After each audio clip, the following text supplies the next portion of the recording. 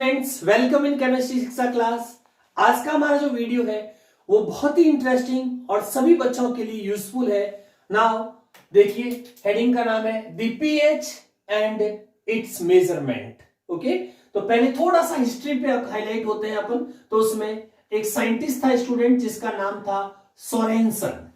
Sorensen ने 1909 के अंदर पहली बार पीएच वर्ड को एक्सप्रेस किया था। और यहां पे जो पी है स्टूडेंट्स, ये जर्मन में पोटेंज या इसको फॉरेनिच, और इंग्लिश के अंदर इसका जो मीनिंग निकलेगा दैट इज पावर। और एच जो होगा स्टूडेंट्स, ये होगा hydrogen ion concentration of solution. Hydrogen ion concentration of solution, ठीक है, सोल्यूशन फॉर्म के अंदर होना चाहिए। तो ये पीएच की फुल फॉर्म होगी। तो पीएच की फुल फॉर्म क्या है, अगर इंग्लिश में देखें तो पावर ऑफ हाइड्रोजन, यानी कि power of hydrogen ion concentration of solution, वो उसकी स्ट्रेंथ को बताएगा। ठीक है, ये तो हुआ पीएच की फुल फॉर्म। अब आपसे पूछेंगे स्टूडेंट्स, डेफिनेशन और फुल फॉर्म में बहुत फर्क है। डेफिनेशन ऑफ पीएच जब पूछेंगे तो आपको ये वाला लिखना है। डेफिनेशन से पहले आपको एक फॉर्मूला याद रखना जिसको बोलेंगे pH equals to minus log H ion concentration. ये आपका फॉर्मूला है, इसके बेसिस पर आप डेफिनेशन बढ़ाएंगे। तो डेफिनेशन में क्या लिखेंगे, pH is the negative logarithm, pH is the negative logarithm value of hydrogen ion concentration of solution। किसी भी सोल्यूशन की नेगेटिव लॉगरिथम में जो वैल्यू होगी उसको हम पीएच बोलेंगे। तो ये आपकी डेफिनेशन में जब भी पूछे तो ये वाला सेंटेंस आपको यूज करना है। अब स्टूडेंट्स, इस फॉर्मूले को pH equals to minus log H ion concentration है, ठीक है। तो एसिड के लिए अब अपन इसको अगर ये माइनस हटाएंगे तो इसकी जगह अपन लिख सकते हैं लॉग, इसको क्योंकि जैसे माइनस, इसको अपॉन में ले लीजिए तो ये आपका प्लस में हो जाएगा। तो पीएच को अपन ऐसे भी लिख सकते लॉग 1 अपॉन एच आयन। इसीलिए आप देखेंगे अगर हमारे पास कोई स्ट्रॉन्ग एसिड होता है तो स्ट्रॉन्ग एसिड में obviously number of H ion ज्यादा होंगे, और number of H ion increase होंगे तो पीएच क्या आती है, कम। इसीलिए रेसिप्रोकल रिलेशंस होता है। वीक एसिड होगा तो अपना आप ही क्या होगा student, number of H ion कम होंगे, ये कम होगा तो पीएच आपकी रेस होना शुरू हो जाएगी। इसीलिए स्ट्रॉन्ग एसिड की पीएच लो आती है। ठीक है, ये तो हो गया आपका पीएच से रिलेटेड स्ट्रॉन्ग एसिड्स। और स्ट्रॉन्ग बेस में जाएंगे। अब यहां पे जो सबसे इंपॉर्टेंट चीज स्टूडेंट ध्यान रखनी है वो है how to read pH scale. तो पीएच स्केल देखिए ध्यान से साइड में स्टूडेंट्स, पीएच जो वेरी करती है वो आपकी 0 से लगा करके 14 के बीच में वेरी करती है।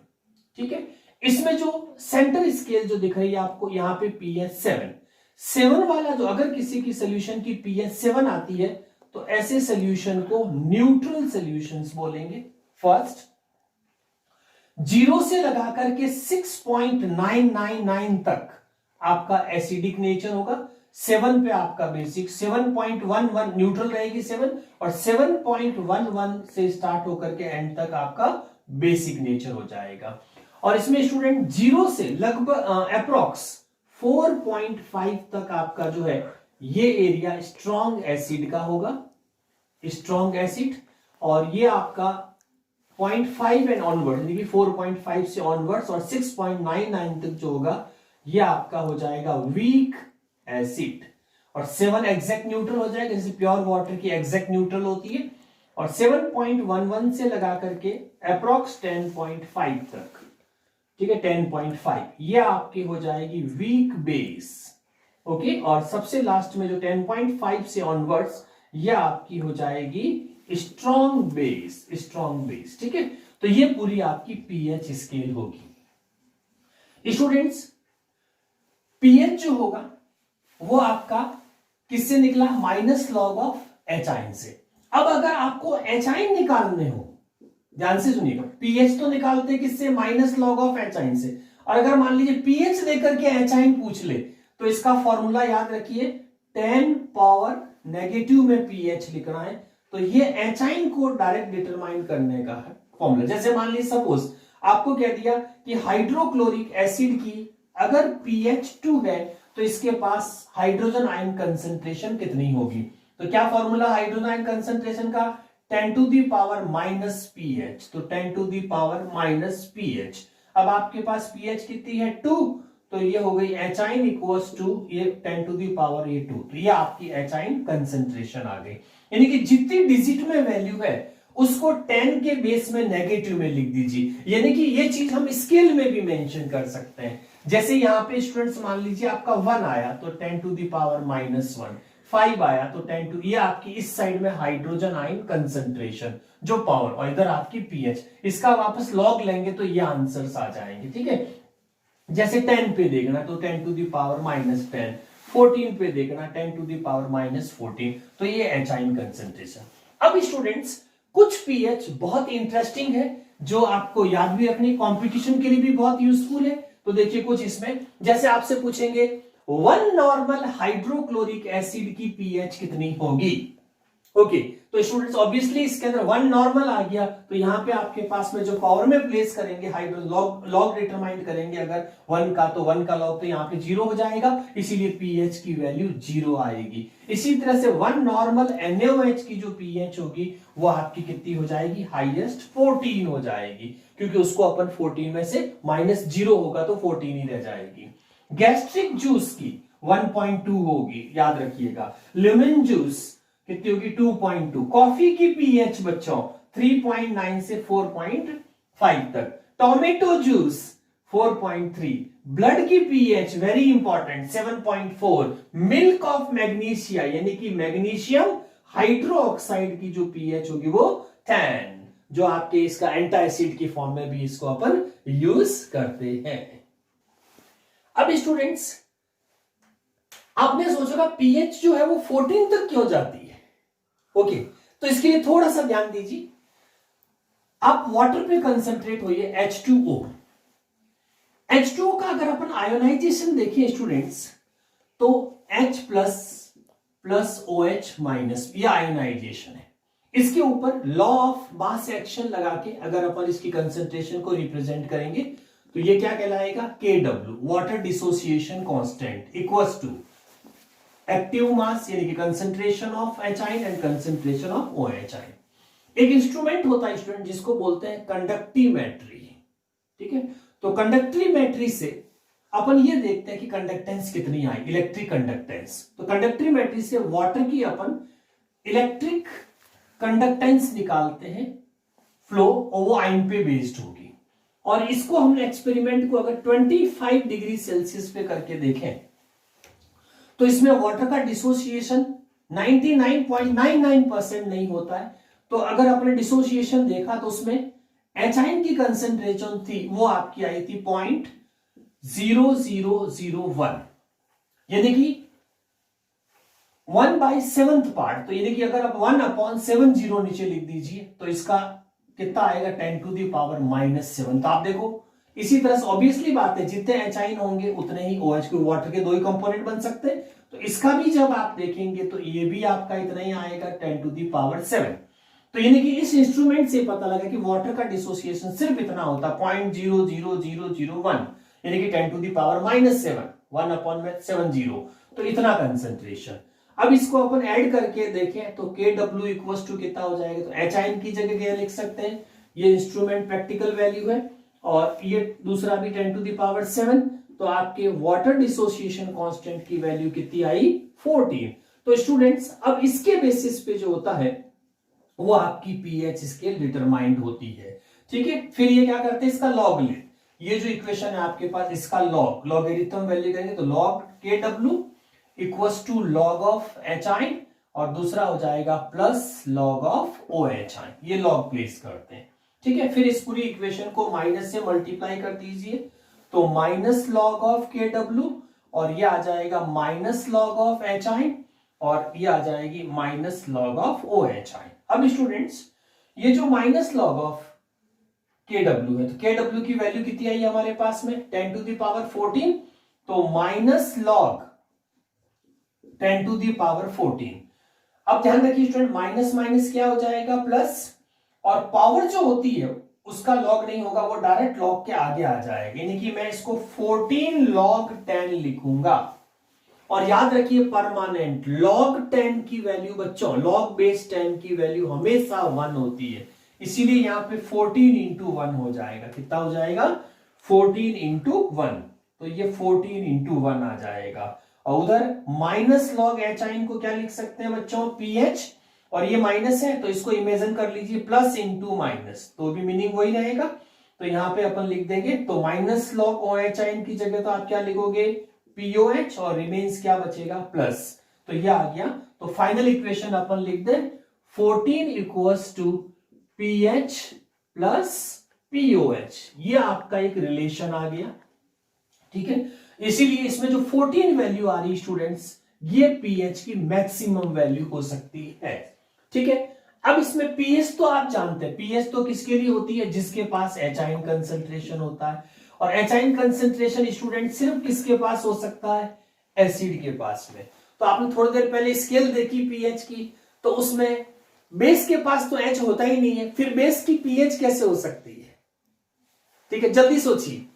तो स्टूडेंट्स इसमें क्या होता है बेटा, जो पी, जैसे आपकी पीएच होती है, पीएच इक्वल टू क्या लिखते हैं अपन? माइनस लॉग ऑफ एच आइन कंसंट्रेशन ऑफ सॉल्यूशन। इसी तरह से बच्चों पीओएच भी होती है, क्योंकि बेस की डायरेक्ट कभी भी पीएच नहीं हो सकती, क्योंकि उसके पास एच आइन नहीं होते, उसके पास आपने पढ़ा है आर्हेनियस एसिड बेस कंसेप्ट की, base are the substance which can release OH ion and acids are the substance which can release H plus ion. इसीलिए हमेशा एसिड की तो पीएच होती बच्चों, और बेस की पीओएच होती, जैसे पीएच होती वैसे पीओएच भी होती है। ठीक है, हाँ। अब जो स्केल डिटरमाइंड की सोरेनसन ने, उन्होंने ये फॉर्मूला आपका यूज कर लिया, जिसमें क्या हो गया कि आपको जब किसी चीज का पीओएच पता होगा, यानी कि बेस का अपन पहले पीओएच निकाल देंगे। ठीक है, फिर उसको क्या करेंगे, जैसे कि एग्जांपल लेते हैं, आपको समझ में आ जाएगा। एग्जांपल जैसे स्टूडेंट्स आपको कह दे कि आपके पास में NaOH है, और इसके पास में OH आयन की जो कंसंट्रेशन है वो 10 टू द पावर -2 है। ठीक है, ये बोल दिया। अब बताइए इसका OH है तो पीएच तो निकल नहीं सकती, तो हमें पीओएच निकालनी पड़ेगी। तो पीओएच इक्वल टू क्या होगा? माइनस लॉग और 10 टू द पावर -2। अब देखो ध्यान से, ये माइनस माइनस क्या हो जाएगा? प्लस। ठीक है, और पावर हमेशा आगे आ जाती है लॉग के, और 10 पीछे रहता लॉग बेस 10। और अभी मैंने बताया था लॉग बेस 10 कितना बताया? जल्दी सुन, साइड में लिखा हुआ है लॉग बेस 10 कितना मानना बच्चों? 1। तो कितना आएगा? 2 इंटू 1, तो आंसर कितना आया? 2। तो ध्यान रखिए अभी तो POH2 आई है, किसकी? NaOH की। अब इसकी पीएच कितनी होगी? तो ये फॉर्मूला यूज करिए। तो इस फॉर्मूले में अगर मेरे को NaOH की क्या निकाल, तो पीओएच की वैल्यू मेरे पास है, तो अब देखो 14 इक्वल्स टू क्या हो गया? PH plus pOH. पीओएच आपके पास अभी कैलकुलेट किया था, तो पीएच प्लस ये कितना आया? 2, तो यहां पे ये 2 प्लेस कर दीजिए। Now what is pH of NaO, what is the pH of NaOH? तो ये पीएच इक्वल्स टू हो जाएगा 14 माइनस 2। क्या आंसर आया? 12, इसीलिए ऑप्शन 12 राइट होगा। ठीक है, यस स्टूडेंट्स। तो इसमें अब अपन कुछ क्वेश्चंस कर लेते हैं, जिसमें कैलकुलेशन ऑफ पीएच, पीएच को कैसे कैलकुलेट करें, ठीक है, उसके लिए। तो पीएच का फॉर्मूला याद रखिए, पीएच इक्वल्स टू होती है minus log of H ion concentration. ठीक है, अब एग्जाम में क्वेश्चन कैसा होगा, जैसे क्वेश्चन पैटर्न देखें 1 बच्चों, ऐसे लिखा आएगा 0.01 N means normality, hydrochloric acid की पीएच बताइए। तो स्टूडेंट्स एग्जाम में जब भी आपको स्ट्रॉन्ग एसिड दे रखा हो, तो उसमें नॉर्मेलिटी जो होती है वो एच आयन कंसंट्रेशन के इक्वल होती है, यानी कि जो वैल्यू हमने दे रखी उसी को एच आयन मानना है। तो कितनी है? 0.1। स्टूडेंट कोशिश करके जितनी भी वैल्यू पावर में कन्वर्ट करो, जैसे मैंने कहा था पावर का लॉग नहीं होता तो बहुत इजी हो जाता क्वेश्चन, इसीलिए इसको हमेशा, जैसे 2 जीरो आ गए, वापस इसको पावर में लिख दो, ये पावर में लिख दिया। अब आप ये फॉर्मूला अप्लाई कर दीजिए, तो पीएच इक्वल्स टू क्या हो जाएगा? माइनस लॉग कितना है? 10 टू द पावर -2। अब देखो माइनस माइनस क्या हो जाएगा? प्लस, और पावर हमेशा आगे आ जाती है, ठीक है। तो log बेस 10, अभी मैंने बताया था log बेस 10 कितना होता है बच्चों, परमानेंट याद रखिए, log बेस 10 1 होता है। तो वैल्यू कितनी आ जाएगी 2 इंटू 1, यानी कि आंसर क्या राइट हो गया, pH इक्वल्स टू 2, ठीक है, pH इक्वल्स टू 2। एक तो ये हो गया। इसी तरह से जैसा अभी मैंने एक क्वेश्चन तो बताया था, फिर भी क्वेश्चंस 2 ये ध्यान रखना है स्टूडेंट, जब भी कभी बेस की कोई पीएच दे रखी हो स्टूडेंट, जैसे मान लीजिए 001 नॉर्मल का पोटेशियम हाइड्रोक्साइड सॉल्यूशंस बना दिया और आपसे पूछे कि इसकी पीएच क्या होगी, ठीक है। अब देखो बेस है, तो बेस की तो पीएच डायरेक्ट कैसे हो सकती है, ठीक है। तो अपन क्या करेंगे, पहले पीओएच कैलकुलेट करेंगे। तो पीएच क्या होगा, minus log of OH ion concentration. तो माइनस लॉग, मैंने कहा था बच्चों ऐसी कोई भी वैल्यू आती है और नॉर्मेलिटी दे रखा हो और सामने वाला स्ट्रॉन्ग एसिड या स्ट्रॉन्ग बेस हो, तो बेस के लिए ये वैल्यू ओएच आयन के इक्विवेलेंट हो जाएगी। कितनी है, 1000 हो जाएगा, नीचे 001 है, तो ये हो जाएगा 10 टू दी पावर -3। तो यहाँ पे प्लेस करेंगे 10 टू दी पावर -3, ठीक है। तो कितना आया पीओएच, ट्रिक बताई थी मैंने, माइनस माइनस प्लस 3 आगे आ जाएगा, log बेस 10, log बेस 10 कितना होता है 1, सो 3 इंटू 1, तो ये आपकी पीओएच की वैल्यू आ गई कितनी 3। अब चूंकि मैंने कहा था क्वेश्चन में क्या पूछा है पीएच, इसलिए देखते ही ऑप्शन ये मत टिक कर देना। अब पीएच होता है 14 माइनस पीओएच, अभी थोड़ी देर पहले फॉर्मूला बताया था, 14 इक्वल्स टू क्या होता है पीएच प्लस पीओएच। तो इसको 14 में से कम कर देंगे स्टूडेंट्स 3, तो आंसर कितना रह गया 11। So the option is correct answer जो होगा वो क्या होगा बच्चों 11। तो इस तरह से हम पीएच को कैलकुलेट कर सकते हैं। तो फाइनली स्टूडेंट्स पीएच जो है वो जैसे अपन ने कहा कि एच आयन की कंसेंट्रेशन पे डिपेंड करेगी, पीओएच जो है वो ओएच आयन की कंसेंट्रेशन पे डिपेंड करेगी। और ये दोनों एच आयन और ओएच आयन जो है वो कौन सी थ्योरी पे बेस्ड है, तो आपको याद होगा स्टूडेंट आरेनियस, है ना, एक कंसेप्ट पढ़ा था अपन ने, आरेनियस एसिड बेस थ्योरी। उसके बेसिस पे कुछ एग्जांपल प्रैक्टिकली आपको याद रखने, स्ट्रॉन्ग एसिड, वीक बेस, इस तरह से कौन कौन से। तो आर्निस के अकॉर्डिंग अपन ने कहा था कि acid are those substance which can release H+ ion when they dissolve in polar solvent. और एसिड की दो कैटेगरीज होती है स्टूडेंट्स जो हर कोई को याद रखनी है, जिसमें एक आपका कहलाएगा स्ट्रॉन्ग एसिड कैटेगरीज और दूसरा हो जाएगा आपका वीक एसिड कैटेगरीज, ठीक है। एग्जांपल याद रखिए कुछ, तो जैसे hydrofluoric acid, hydrochloric acid, hydrobromic acid, hydroiodic acid, HNO3 nitric acid, है ना, H2SO4 sulphuric acid, H3PO4 phosphoric acid, HClO4 perchloric acid. तो ये स्ट्रॉन्ग्स में याद रखिए। इसी तरह से वीक में याद रखिए students acetic acid, hydrogen cyanide, weak के अंदर कार्बोनिक एसिड H2CO3, और जितने भी ऑर्गेनिक्स होती है, ऑर्गेनिक एसिड जितने भी जिसमें कार्बोक्सिलिक एसिड ग्रुप्स होता है, ये भी मोस्टली वीक एसिड्स के अंदर आते हैं। तो कुछ कैटेगरीज अपन को पता हो क्योंकि वो यूज होगी इसमें। और दूसरा इसी तरह से बेस, तो बेस क्या हुआ जो OH आयन रिलीज करते हो, तो इनमें भी वही है number of OH ion degree के बेसिस पे। इसमें एक तो हो जाएगा आपका स्ट्रॉन्ग बेस स्टूडेंट्स और दूसरा आपका आ जाएगा वीक बेस। तो स्ट्रॉन्ग जो भी होगा उसमें जैसे आपके पास में NaOH है ना, KOH, RbOH, CSOH। इसी तरह से वीक में जाएंगे तो आपके पास में NH4OH मोस्ट पॉपुलर एग्जांपल है, बाकी अमोनिया, NH3 अमाइंस, बट वो OH कंटेंट नहीं होते। तो ये हमारे पास में वीक सब्सटेंसेस हो गए।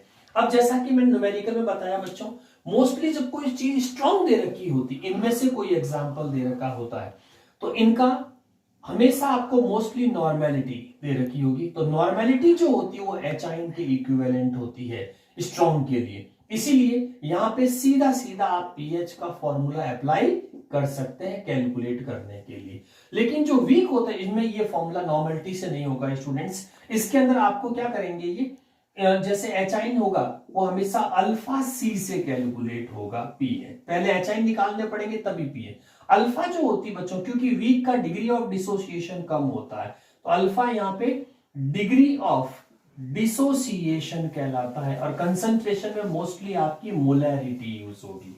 ठीक है, ये हमेशा एग्जाम में अपन को परसेंटेज, जैसे 10%, 20%, तो इसको मोलैरिटी के साथ मल्टीप्लाई करेंगे तो एचाइन आएगी, और फिर हम इसको पीएच के फॉर्मूले में अप्लाई करेंगे। सेम थिंग इसमें भी होगा स्टूडेंट्स।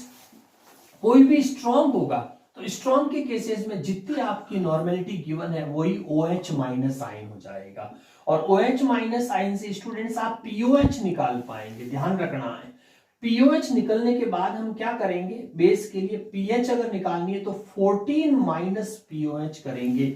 ये ध्यान रखना है, वेरी इंपॉर्टेंट फॉर्मूला। और इसी तरह से इसमें वीक होगा तो इनका भी OH आयन इक्वल्स टू होगा अल्फा सी, वही सेम चीज, डिग्री ऑफ डिसोसिएशन और मोलैरिटी। इससे पहले आपका क्या होगा, OH आयन कंसंट्रेशन ऑब्टेन्ड होगी, फिर हम इससे POH कैलकुलेट करेंगे और फिर उसको 14 में से कम करेंगे तो हमारे आंसर पीएच में कन्वर्ट होगा। तो ये इनडायरेक्ट रिलेशंस होते हैं बेस के पीएच के रिस्पेक्ट में।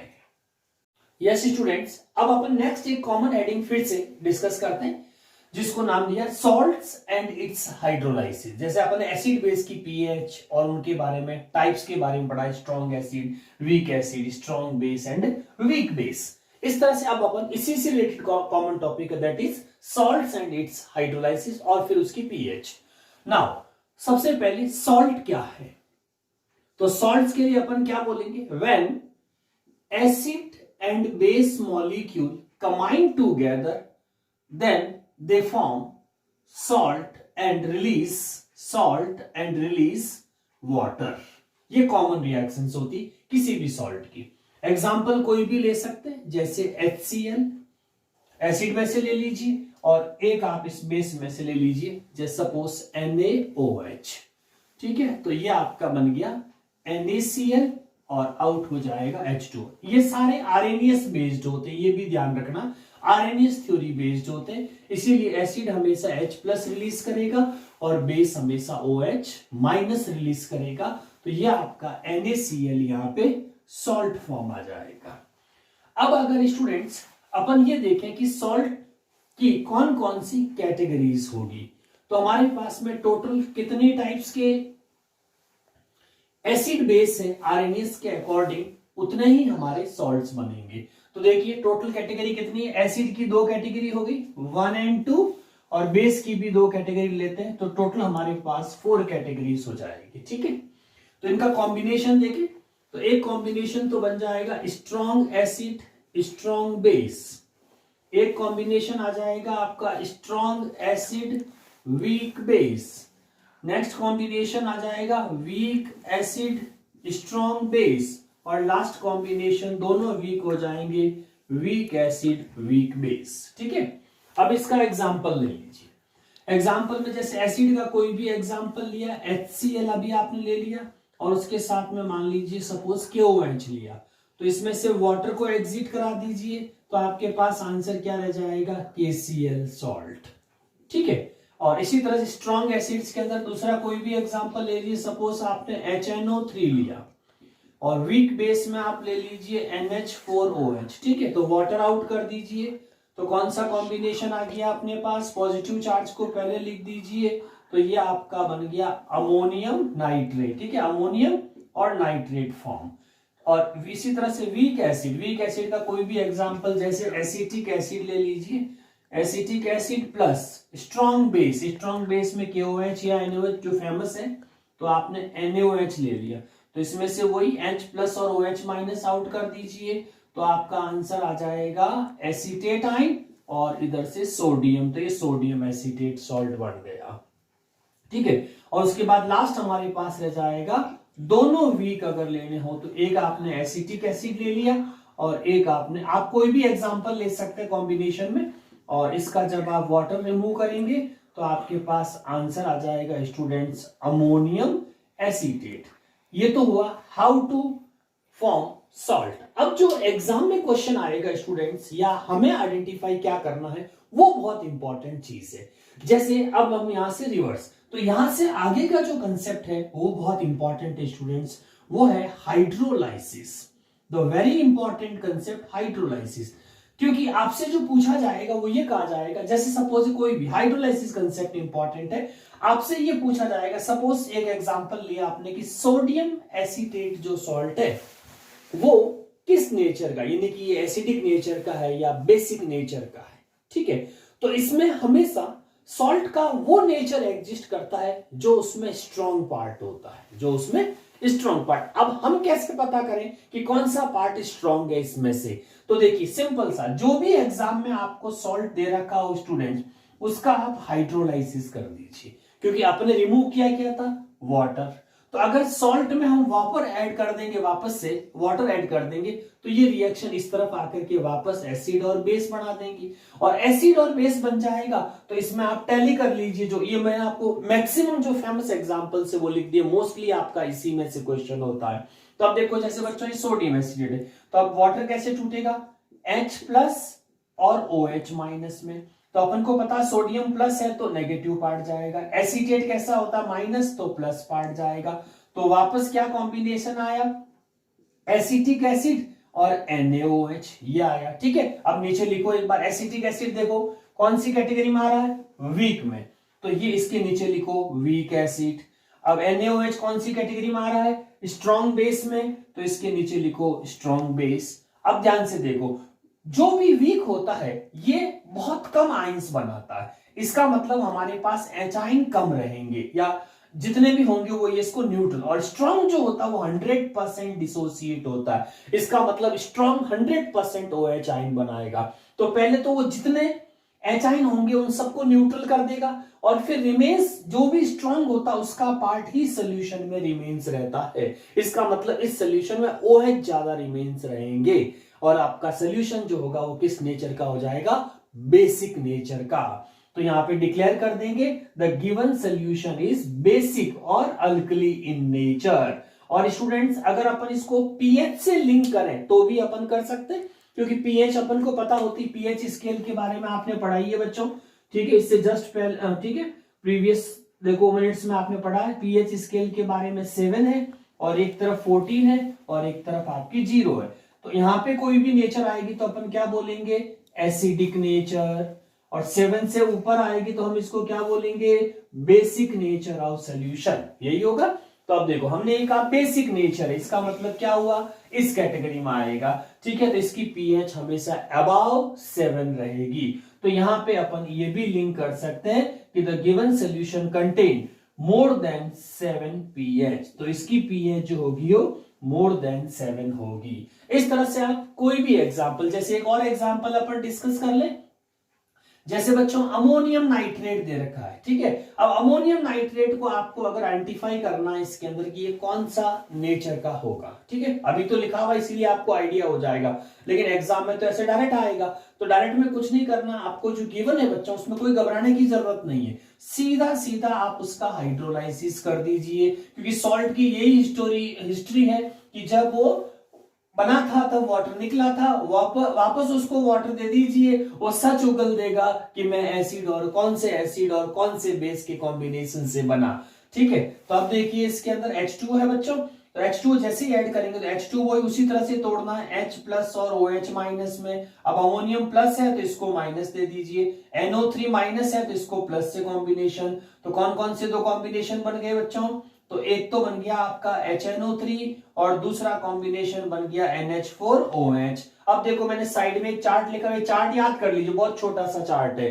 तो अब इस मैच कर लो, HNO3 कहां आ रहा है, ये रहा, किसमें, स्ट्रॉन्ग एसिड में, तो इसको स्ट्रॉन्ग एसिड लिख दीजिए। दूसरा कौन सा है, NH4OH, तो ये रहा आपका NH4OH, किसमें आ रहा है, वीक बेस में, तो इसके नीचे लिख दीजिए वीक बेस। तो देखिए स्टूडेंट्स इस बार क्या हुआ, बेस वीक है, इसका मतलब जितने OH होंगे वो सारे ये H न्यूट्रल कर देगा, फिर खुद एक्सिस में रहेगा, क्योंकि जो स्ट्रॉन्ग पार्ट होता है वो 100% आयोनाइज्ड होता है, तो एक्सेस ऑफ एच आयन रहेंगे इस सोल्यूशन के अंदर। तो ये सोल्यूशन कौन से नेचर का हो जाएगा, डिक्लेयर करिए जल्दी से, कौन से नेचर का होगा, एसिडिक नेचर का हो जाएगा। और जो सोल्यूशन एसिडिक नेचर के, जो सॉल्ट एसिडिक नेचर्स के होते हैं, उनकी पीएच हमेशा लेस देन 7 आएगी। तो इसका पर कह सकते हैं कि अमोनियम नाइट्रेट का जो सोल्यूशन होगा, इसकी पीएच लेस देन 7 होगी। इस तरह से स्टूडेंट्स आप एग्जाम में कोई भी एग्जांपल लेकर के उसको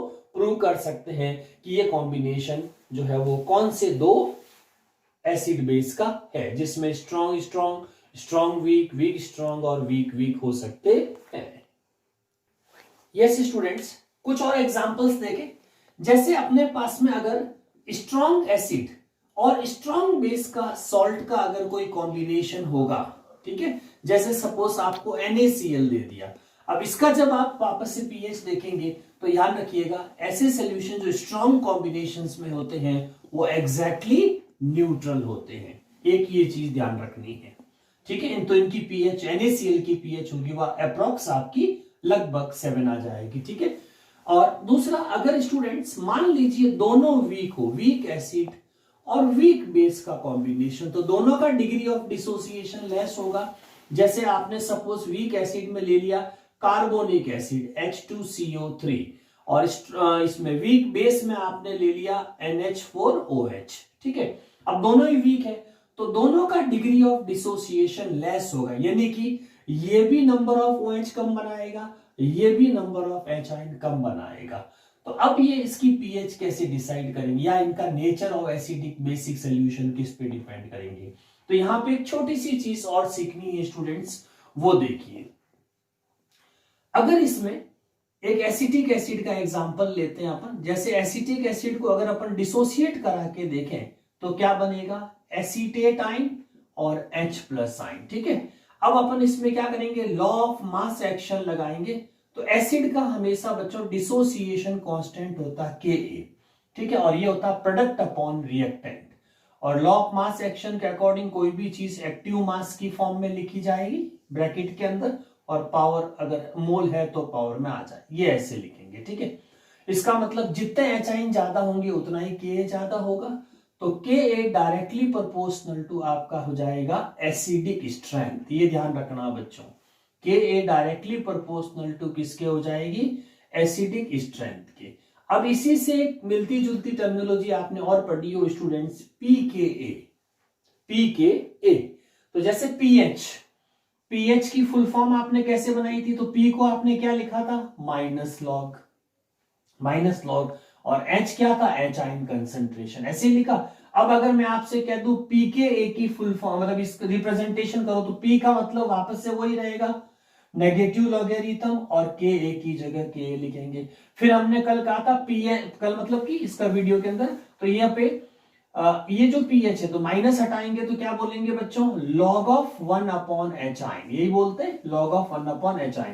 तो इसमें भी माइनस हटाएंगे तो क्या आएगा, log of 1 upon Ka। तो ध्यान से देखो, pKa और Ka दोनों एक दूसरे के कैसे, रेसिप्रोकल, इनवर्सली प्रोपोर्शनल टू है। इसका मतलब ये हुआ कि अगर Ka ज्यादा है तब तो आपने कहा एसिडिक स्ट्रेंथ ज्यादा है, लेकिन pKa और Ka में क्या रिलेशन आ रहा है, इनवर्सली। जब Ka किसी का ज्यादा होगा तो ऑब्वियसली उसका pKa कैसा होगा, कम होगा। तो अब फाइनल अपन कंक्लूजन लिखते हैं इसके अंदर, इसके बेसिस पे कि Ka रेसिप्रोकल ऑफ होती है pKa और डायरेक्टली प्रोपोर्शनल टू हो जाएगी एसिडिक स्ट्रेंथ। यानी कि अब अगर अपन इसको कंक्लूड करें तो किसी स्ट्रॉन्ग एसिड के लिए, ध्यान रखिएगा स्टूडेंट, किसी भी स्ट्रॉन्ग एसिड के लिए Ka हायर होता है, pKa लोअर होता है, ठीक है। और किसी भी वीक एसिड के लिए, ये याद रखना, अभी काम में लेंगे अपन, Ka जो होगा वो लो होता है, pKa जो होता है वो हायर होता है। ये चीज बच्चों बेस के लिए भी अप्लाई हो जाएगी। बस बेस के लिए फर्क क्या आएगा, जैसे आपने मान लो सपोज NH4OH लिया, तो NH4OH किस में डिवाइड हो जाएगा, NH4OH प्लस माइनस, इसमें भी आप लॉ ऑफ मास एक्शन लगा दीजिए, तो क्या बन जाएगा केबी। केबी कितना आएगा, प्रोडक्ट अपॉन, तो प्रोडक्ट तो हो गया NH4 और OH माइनस, अपॉन में आ जाएगा NH4OH। अब वही OH के डायरेक्टली प्रोपोर्शनल टू है, तो मैं आप डायरेक्ट रिलेशन लिख रहा हूं, ठीक है। तो यहां पे क्या आ जाएगा कि किसी भी स्ट्रॉन्ग बेस के लिए, जैसे एसिड में C का, उसके लिए हमेशा Kb हायर होता है, इसमें pKb लोअर होगा। और इसी तरह से अगर कोई वीक बेस है बच्चों, तो उसका Kb लो होगा और pKb आपका हायर हो जाए। ये कॉम्बिनेशन याद रखने हैं। अब अपन लौटते हैं कि अगर हमें स्टूडेंट्स ये कह दिया जाता है कि दोनों का जो डिसोसिएशन रेट है वो इक्वल है ना, इक्वल, दो तरह वैल्यूज दे देंगे अपन को। तो यहां पे 3 कंडीशन अप्लाई होगी वीक के अंदर, ध्यान से देखिएगा, 3 कंडीशंस।